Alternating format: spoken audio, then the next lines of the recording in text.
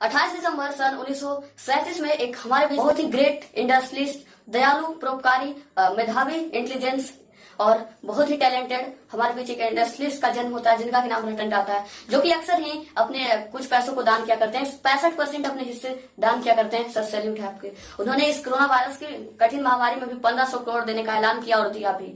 सो ऐसे great leaders को हमारे लिए बहुत ही सैल्यूट है, जो हमारे लिए मतलब कुछ काम करते हैं, मेहनत खुद के लिए करते हैं, लेकिन सफल लाभ फल आता है वो दूसरे को बांटते हैं। ये इनके साथ होता है।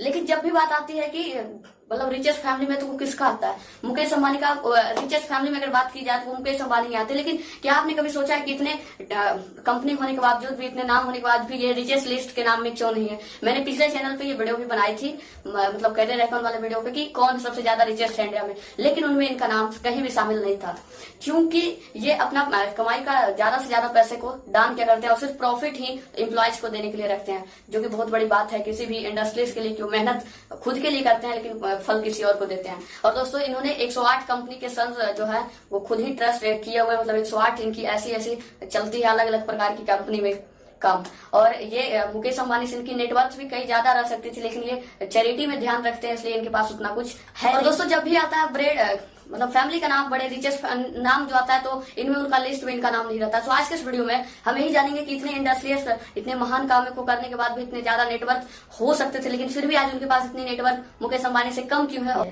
तो चलिए शुरुआत करते हैं आज की बातें। इनका जो नेटवर्क है वो मुकेश अंबानी से भी कम है। दोस्तों, इन्होंने हार्वर्ड स्कूल ऑफ बिजनेस से इन्होंने अपनी पढ़ाई की है, कॉलेज की डिग्री ली है वहीं से। उसके बाद इन्होंने 1991 से 2012 के बीच के हमारे बीच मतलब टाटा के चेयरमैन भी रह चुके हैं कंपनी के। लेकिन पहले ही जब ये कंपनी में आए थे दोस्तों, तो ये कोई चेयरमैन या कुछ बड़े पोस्ट पे नहीं आए थे, क्योंकि इनका फैमिली बिजनेस था। फिर भी इन्होंने ये कहा था कि मैं एक लेबर की तरफ से आना चाहता हूँ, कि जानना चाहता हूँ कि एक मजदूर की जिंदगी क्या होती है और वो किस तरह से उसको कितना पिंच देना चाहिए तो वो अपनी लाइफ को सस्टेन कर सकता है। इसलिए दोस्तों, ये एक लेबर की पोस्ट पर आए थे। कुछ दिनों के काम करने के बाद इनको और धीरे धीरे अपग्रेड कर सीईओ बनाया गया, मतलब चेयरमैन बनाया गया वहां का। 1962 तक इनकी कंपनी बहुत ही बड़ा नाम हो गया था। इन्होंने, इनकी फैमिली ने इतनी मेहनत करके शिद्दत से जो नाम कमाया, कंपनी को आगे ले गया, और इनका 108 से भी अधिक ऐसे वर्क्स हैं जो चलते हैं। और दोस्तों, अगर ये चाहे आज भी, तो ये दुनिया में सबसे जो मतलब लोकप्रिय और सबसे रिचेस्ट पर्सन में से एक हैं, बिल गेट्स। उनको ये चाहे तो ये पिछाड़ सकते हैं, लेकिन ये ऐसा नहीं करना चाहते हैं, क्योंकि इनका मानना है कि चैरिटी में ही इनका ध्यान रहता है। ये अपने ज्यादा से ज्यादा हर महीने ही चैरिटी में ध्यान करते हैं, ट्रस्ट पे देना चाहते हैं। क्योंकि दोस्तों, ऐसे ही लोग कुछ होते हैं जो अपने देश को बदलने की काबिलियत रखते हैं। सो सैल्यूट टू हिम। अगर ये चाहे तो अच्छे अच्छों को पिछाड़ सकते हैं, लेकिन ये इसलिए नहीं पीछे करते हैं क्योंकि ये उनके लाइफ का गोल नहीं है, मकसद नहीं है। और आज भी 65% जो इनकी इनकम है, अर्निंग है, वो चैरिटी में दान कर देते हैं। और जो प्रॉफिट होता है इनका कंपनी के, वो सिर्फ 8 करोड़ नहीं होता है, जिससे वो अपने घर को चलाएं या एम्प्लॉयज को बांटे। सो उतनी इनकी नेटवर्थ आ नहीं पाती, आती तो है लेकिन ये रख नहीं पाते हैं। और वहीं अगर बात की जाए रिलायंस इंडस्ट्रीज की, रिलायंस के बारे में, तो वहाँ उनके मेन जो शेयर होल्डर हैं वो है मुकेश अंबानी, जो कि एक बहुत ही मेधावी भी है और इंटेलिजेंस के मामले में, और उनका पूरा फैमिली ही इसी बिजनेस में लगा हुआ है। बचपन से ही ये भी काम करने लगे थे, लेकिन उनका टाटा जो है वो 30 कंपनियों को अपने आप में असेंबल किए हुए, जो कि बहुत बड़ी Tata Steel, Tata Motors, Tata Communication, Tata मास जैसे बहुत सारे ऐसे बिग बहुत बड़े बड़े कंपनी है जो उनके साथ काम करती है, उनके ही मतलब एक कंपनी के रूप में। लेकिन वहीं अगर रिलायंस की बात की जाए तो इनके पास भी बहुत ही अच्छा मार्केट था। दोस्तों, जितने भी 30 कंपनी से इनका पैसा आता है वो चैरिटी में दान करना चाहते हैं, जैसे कि एजुकेशन वगैरह में वो दान ही कर देते हैं।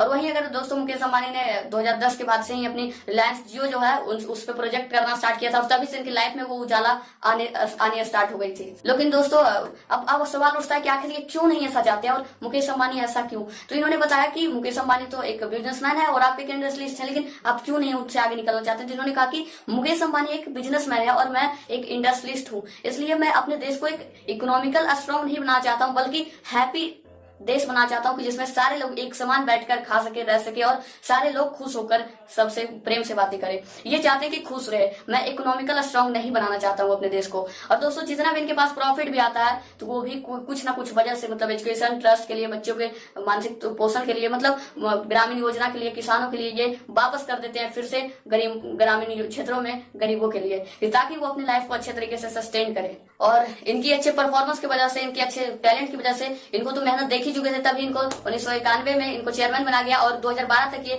अपनी कंपनी जो है उनको 40% तक ऊपर ले गए। टाटा के जो फाउंडर है, मतलब चेयरमैन हुए रतन टाटा। और किस तरह से इन्होंने रिवेंज लिया है, मैं पिछले वीडियो में ही बात कर चुका हूँ, सो उससे भी देखना जरूर देखिए। और ये चैरिटी आज भी करते हैं, और इन्होंने एक प्यूरीफायर जो है वो भी लॉन्च किया था बहुत पहले, मतलब कुछ साल पहले, मतलब स्वच्छ प्यूरीफायर उसका नाम था, जो कि 1500 से भी कम रुपए की थी। ये इसलिए निकाले थे ताकि हर कोई अच्छे प्यूरीफायर से पानी पी सके और अपने आप को हेल्दी रख सके। और इनका ये मिशन है, इन्होंने बहुत तरह के ऐसे मिशन निकाले जो गरीबों के लिए हित में हो और गरीब भी उसे पाकर खुश हो सके ऐसी। और ना दोस्तों सिर्फ ये भारत में बल्कि पूरी दुनिया में ही ये चैरिटी में विश्वास रखते हैं, और पूरी दुनिया भर में ये चैरिटी देते हैं, ना सिर्फ भारत में, नेपाल वगैरह में भी ये अक्सर दिया करते हैं। अक्सर ही दोस्तों कोई हादसा होता है तो वो उनके पैसे भी प्रोवाइड करवाते हैं। मतलब इनका इतना बड़ा दिल है कि सल्यूट है सर आपको। आज भी ये कोरोना वायरस जब आया था तब ये 1500 करोड़ रुपए देने की ऐलान की थी, और दी भी 1500 करोड़। समझ रहे हो कि कितनी बड़ी रकम होती है, और इन्होंने खुलकर दे दिया क्योंकि इनका लाइफ का मकसद है गरीबों के हित में काम करना, और आज भी ये करते हैं। और दोस्तों इन्होंने नैनो कार भी निकाली थी सिर्फ इसलिए ताकि गरीब अमीर सभी लोग कार का मजा ले सकते। जिनके पास उतने पैसे नहीं होते हैं कि वो कार खरीदे, वो भी इस कार को यूज करके अपने आप को कह सके कि मैं भी कार खरीदा हूँ, और वो भी कार में घूम सके इसलिए। और इन्होंने बहुत सारी चैरिटी तो की है, और अपने लाइफ को सिर्फ इसलिए रहती है ताकि मैं अपने जो काम करूं वो किसी के हित में हो, ना सिर्फ मेरे लिए, बल्कि ये इतने परोपकारी, दयालु, मेधावी हैं कि सर नमन है आपको। तो जानकर कि आपको बहुत ही हैरानी होगी कि जो चीफ मिनिस्टर थे झारखंड के पहले, मतलब लेट जो इस बार के पहले थे, वो 17 साल तक इनके कंपनी में काम किया, जो कि रांची में एक वर्कर के तौर पर काम करते थे, रांची के टाटा कंपनी में। लेकिन बाद में इनकी किस्मत कुछ इस तरह से बदली कि आगे जाकर सीएम बन गए। तो आप समझ रहे हो कि उनके कंपनी में काम करने वाला सीएम बन सकता है, तो ये चाहे तो कहाँ कहाँ जा सकते हैं, बहुत कुछ कर सकते हैं।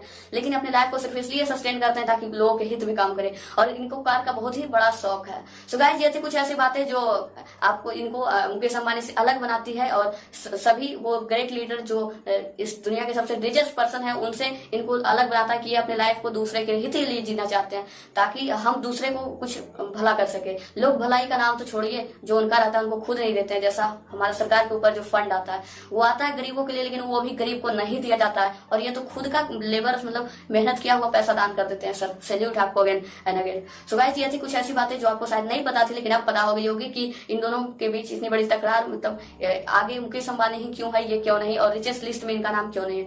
सो आज की बातें हम यहीं तक रखते हैं, और आपसे जल्द मिलने की कोशिश करते हैं एक नए टॉपिक के साथ, नए वीडियो के साथ। तब तक के लिए जय हिंद और वंदे।